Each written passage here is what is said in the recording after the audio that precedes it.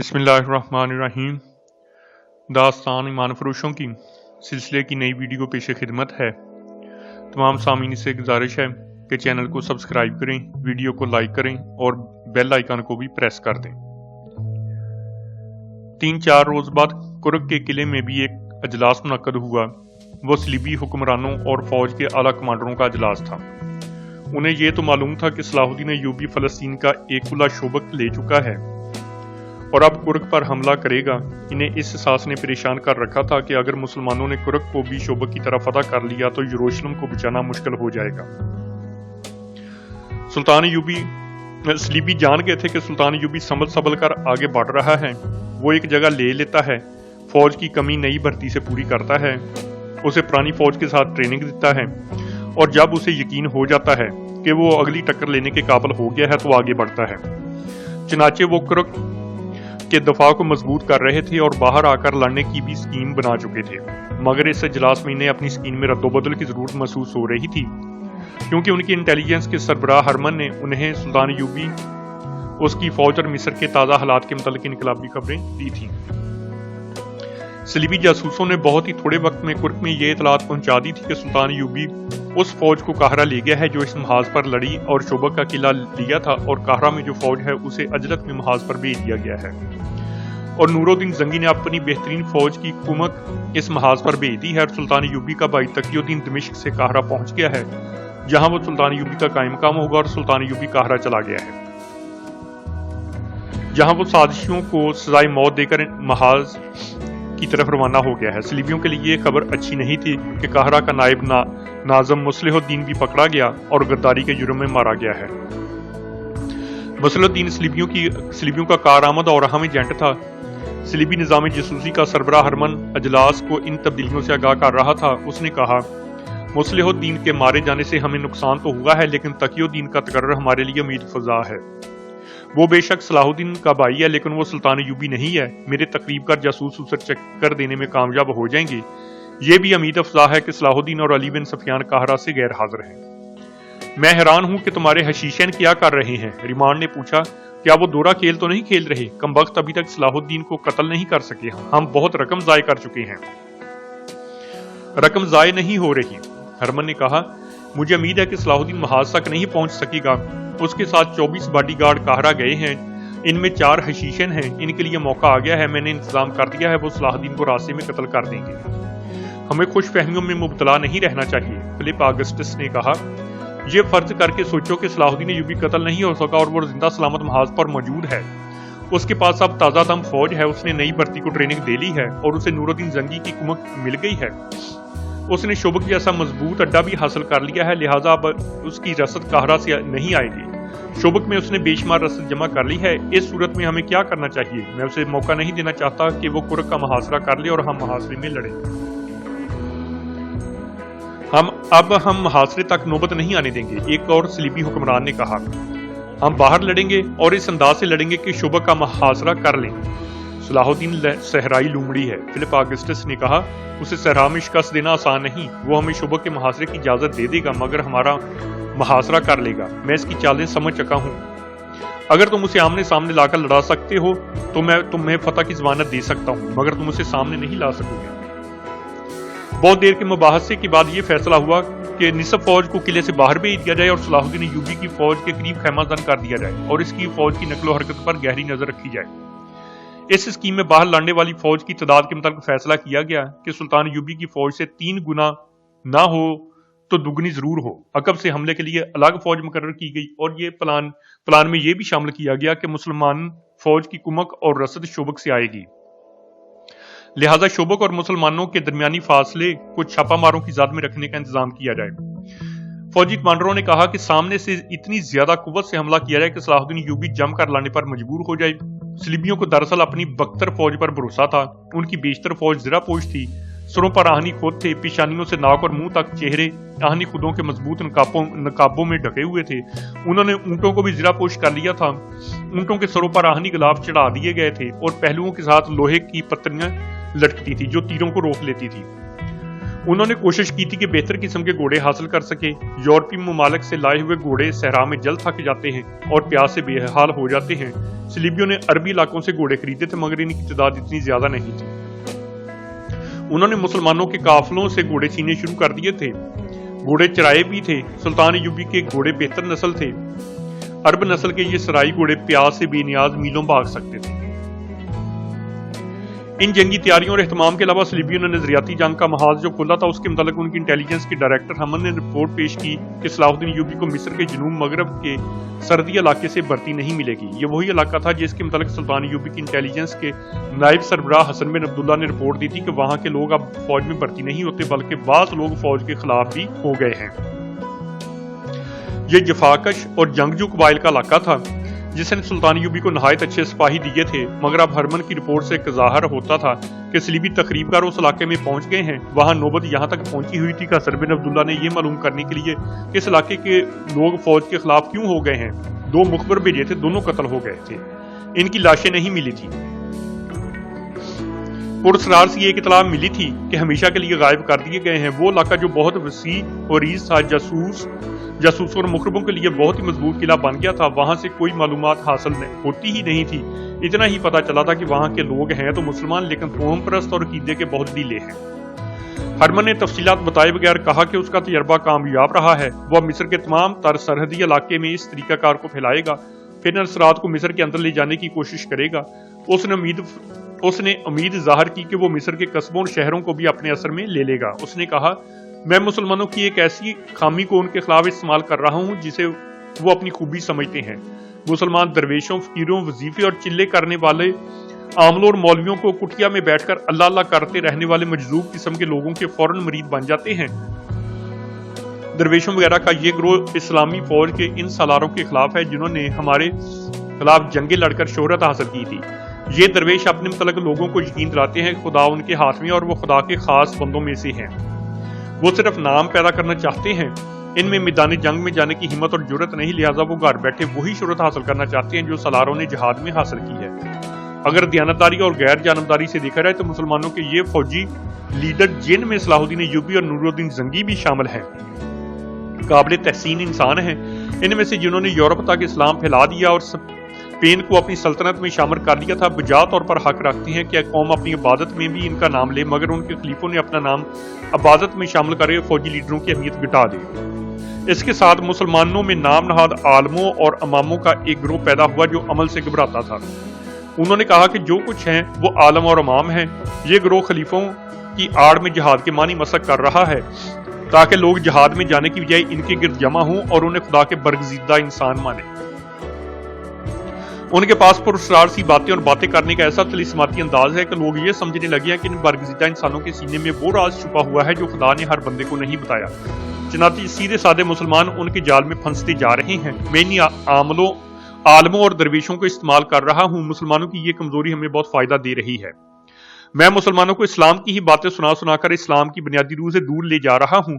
تاریخ گواہ ہے کہ یہودیوں نے نظریاتی تخریب کاری کر کے اسلام کو کافی حد تک کمزور کر دیا ہے۔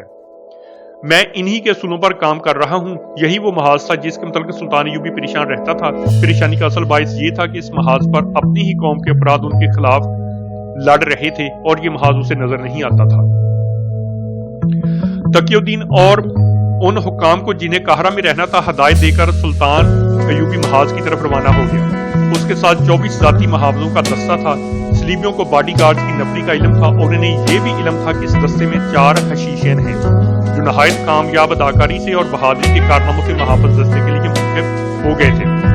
ان کا مقصد صلاح الدین ایوبی کا قتل تھا، لیکن انہیں موقع نہیں مل رہا تھا کیونکہ محافظ دستے کی نفری 24 سے کہیں زیادہ رہتی اور ان کی ڈیوٹی بدلتی رہتی تھی۔ کبھی بھی ایسا نہ ہوا کہ ان 4 کی ڈیوٹی اکٹھی لگی ہو۔ محافظوں کے کمانڈر بہت ہوشیار اور چوکس رہتے تھے۔ انہیں یہ تو علم نہیں تھا کہ ان کے درمیان قاتل بھی موجود ہے۔ وہ بیدار رہتے تھے اور کہ کوئی محافظ کوتاہی نہ کرے۔ اب سلطان ایوبی سفر میں تھا۔ اس نے خود ہی کہا تھا کہ وہ محافظوں کی پوری فوج کو ساتھ نہیں رکھتے۔ 24 کافی ہیں، حالانکہ راستے میں صلیبی چھاپا ماروں کا خطرہ تھا۔ سلطان ایوبی قاہرہ سے دن کے پچھلے پہر روانہ ہوا تھا۔ آدھی رات سفر میں اور باقی آرام میں گزری۔ शहर की तारीकी में उसने कोच का हुक्म दिया। दोपहर का सूरज घोड़ों को परेशान करने लगा तो एक जगह ऐसी जगह काफला रुक गया जहाँ पानी भी था, दरख्त भी और टीलों का साया भी था। जरा सी देर में सुल्तान यूबी के लिए खेमा नस्ब कर दिया गया। उसके अंदर सब्जी, चारपाई और बिस्तर बिछा दिया गया। खाने पीने से फारग होकर सुल्तान यूबी उठने के लिए लेट गया। दो महावज खेमे के आगे और पीछे खड़े हो गए। दस्ते के बाकी महावज करीब ही साया देकर बैठ गए। कुछ घोड़ों को पानी पिलाने के लिए ले गए। अली बिन सुफियान और दीगर हुकाम जो सुल्तान यूबी के साथ थे एक दरख्त के नीचे जाकर लेट गए। उन्होंने खेमे नस्ब नहीं कराए थे। इस जगह के खतरों का ऐसे थे कि सुल्तान यूबी का खेमा उनकी नजरों से उजल था। सहरा का सूरज जमीन और आसमान को जला रहा था। जिस किसी को जहां छांव मिली वहीं बैठ गया, लेट गया। ये पहला मौका था कि सुल्तान यूबी के खेमे पर जिन दो महावजों की ड्यूटी लगी, ये दोनों कशीशें थे जो एक अरसा से ऐसे ही मौकों की तलाश में थे। इस मौका को पूरी तरह मौजू बनाने के लिए ये सूरत पैदा हो गई कि महाफिजों की ज्यादातर नफरी घोड़ों को पानी पिलाने चली गई। बाकी एक टीले के दूसरी तरफ था। काफिले का सामान उठाने वाले ऊंटों के शुतरबान भी ऊंटों को पानी के लिए ले गए थे। जो महाफिज ड्यूटी वालों के अलावा पीछे रह गए थे उनमें दो और हशीशें। उन्होंने इशारों में तय कर लिया। सुल्तान यूबी के खेमे के सामने खड़े महाफिज ने खेमे का पर्दा जरा सा हटाकर अंदर देखा और बाहर वालों को इशारा किया। सुल्तान यूबी इस हालत में गहरी नींद सोया हुआ था। उसकी पीठ खेमे के दरवाजे की तरफ थी। महाफिज दबे पांव अंदर चला गया। उसने खंजर नहीं निकाला, तलवार नहीं निकाली, बल्कि उसके हाथ में जो बरकी थी वो भी उसने खेमे के बाहर रख दी। हर महाफिज की तरफ वो कवि हैकल जवान था। देखने में वो सुल्तान यूबी की निस्बत दुगना नहीं तो 1.5 गुना ताकतवर था। वो दबे पांव सुल्तान यूबी तक गया और बिजली की सी तेजी से सुल्तान की गर्दन दोनों हाथों में जकड़ ली। सुल्तान यूबी जाग उठा। उसने करवट भी बदल ली, लेकिन जिस शिकंजे में उसकी गर्दन आ गई थी उससे गर्दन छुड़ाना मुमकिन नहीं था। इस्लाम के इस जर्नैल की जिंदगी सिर्फ 2 मिनट रह गई। वह पीठ के बल पड़ा था। हमलावर ने उसके पेट पर घुटना रखकर एक हाथ उसकी गर्दन से हटा दिया। दूसरे हाथ से सुल्तान की इशारा को दबाए रखा। उसने अपने कमरबंद से एक कुटिया सी निकाली, उसे एक ही हाथ से खोला और सुल्तान यूबी के मुंह में डाल दिया। वो सुल्तान को जहर देकर मारना चाहता था, क्योंकि गला दबाकर मारने से साफ पता चल जाता है कि गला दबा दिया गया। सुल्तान यूबी में बस था। पेट पर इतना कवि हैकल जवान का घुटना और गोश्त था। इशारा किसी दुश्मन के शिकंजे में थी और सांस रुक गया था। उसका मुंह खुला हुआ था जो उसने पुड़िया देकर बंद कर लिया। उसने होश ठिकाने रखे। मौत सर पर आ गई थी। सुल्तान यूबी ने अपने कमरबंद से तलवारनुमा खंजर निकाल दिया जो वो जेवर की तरह अपने साथ रखता था।